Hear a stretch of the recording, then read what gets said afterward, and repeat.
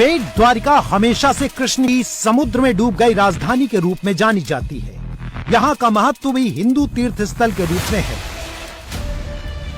शायद यही वजह थी कि जब सुन्नी वक्फ बोर्ड ने बेट द्वारिका की जमीन पर अपना दावा पेश किया तो गुजरात हाईकोर्ट आश्चर्य में पड़ गया और कहा कि कृष्ण की नगरी में आप कैसे दावा कर सकते हैं। उन्होंने याचिका रद्द कर दी। हिंदू संगठन लगातार इस आश्चर्यजनक लेकिन सच स्थिति को मुद्दा बना रहे हैं। सोशल मीडिया में हमें ऐसा ही एक बयान मिला जिसमें कही गई बातों की सत्यता का दावा हम नहीं करते, लेकिन पब्लिक डोमेन में बेट द्वारिका को लेकर क्या सेंटीमेंट है ये समझने में हमें मदद मिल सकती है। बेट द्वारका की टोटल जनसंख्या 10,000 है, उसमें मात्र हिंदू 1500 है और 8,500 मुसलमान हैं। अब आप सोचिए, और हमारा जो बेट द्वारका का जो हमारा कृष्ण मंदिर है, वो कृष्ण मंदिर चारों तरफ से घिरा हुआ है। अब इससे भी शॉकिंग बात सुनिए कि 85% मुसलमानों में से 70 से 75% मुसलमानों के मकान, दुकान, घर, जमीन सब अवैध कब्जा करी हुई है। अब सबसे बड़ा प्रश्न ये आता है कि इनको बिजली का कनेक्शन किसने दिया, इनको पानी का कनेक्शन किसने दिया। हमको पानी का और बिजली का कनेक्शन चाहिए तो कागज दिखाने पड़ते हैं ना। हमारे तो राम जी ने भी कागज दिखाए, तब जाके तो अयोध्या में मंदिर बन रहा है। हिंदू मान्यता के मुताबिक श्री बेट द्वारिकाधीश मंदिर भगवान कृष्ण के निवास स्थान पर ही है, जिसमें श्री कृष्ण को उनकी पत्नी देवी रुक्मणी के साथ स्थापित किया गया है। मंदिर की वर्तमान संरचना 500 वर्ष पहले श्री वल्लभाचार्य द्वारा की गई थी।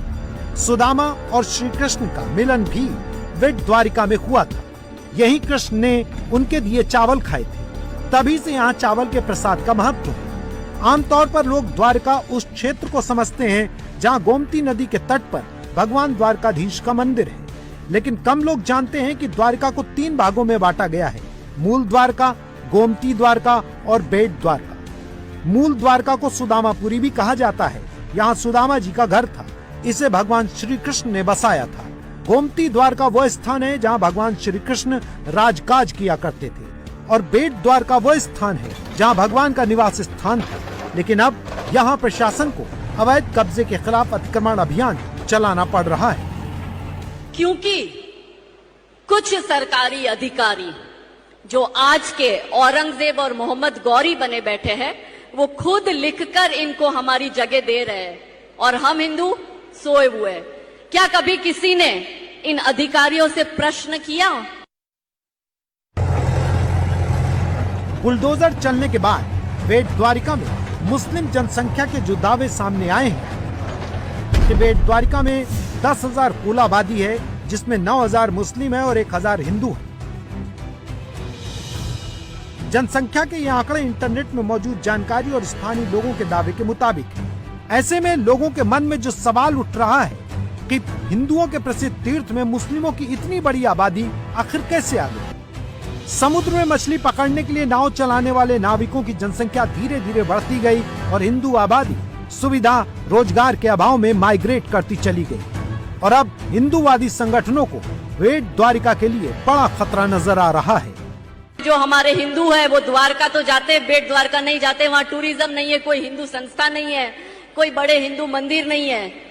और यकीन मानिए आने वाले 5-10 साल में बेट द्वारका जो है बेट शरीफ बनेगा, क्योंकि इंटरनेशनल मुस्लिम एसोसिएशन को वहां की मुस्लिम कम्युनिटी ने लिख के दे दिया है कि इसको बेट शरीफ का दर्जा दो।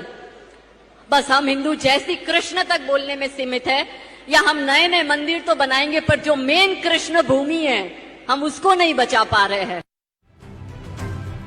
हिंदूवादी संगठनों के लिए बेट द्वारका के सामने बेट शरीफ का खतरा मंडरा रहा है। स्थानीय लोग ये भी बताते हैं कि जिन धार्मिक स्थलों पर आज बुलडोजर चला है वो 10 साल पहले मामूली से स्ट्रक्चर हुआ करते थे, लेकिन अब वो बड़े निर्माण में तब्दील हो गए। ऐसे में टकराव से बचते हुए धार्मिक गरिमा बचाने के लिए सतर्क प्रयास जरूरी है।